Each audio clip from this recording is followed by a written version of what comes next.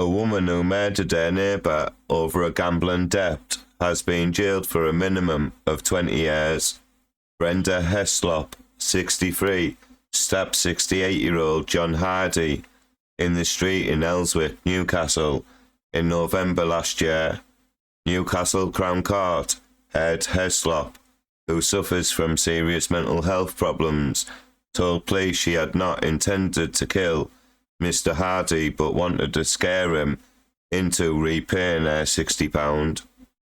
Handing down a life sentence, Judge Bindloss said Heslop's motivation for the murder was misplaced anger and frustration and a desire to teach Mr. Hardy a lesson. Step in there first, Brenda.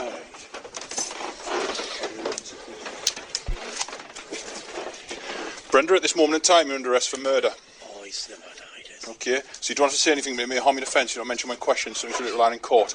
Anything you do say, maybe do you understand that? The court heard Heslop regularly loaned Mr. Hardy money to fund his gambling addiction, and a dispute had arisen after she had lent him £40 on condition he would repay her £60. At about 6 p.m.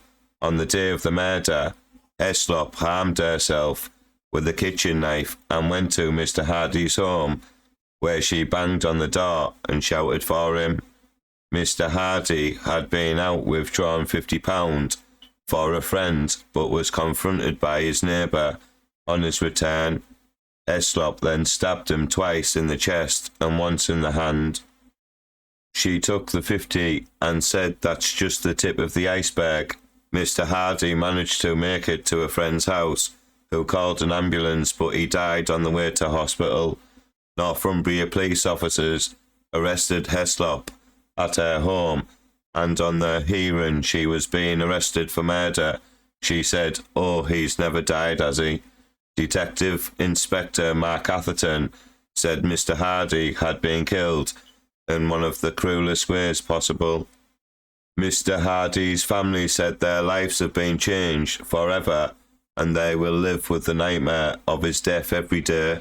They thanked his neighbours who came to his aid and gave him comfort before he died. We sincerely hope that the perpetrator of this horrific crime takes the time to reflect on what she has done and the impact it has had on our family, they said.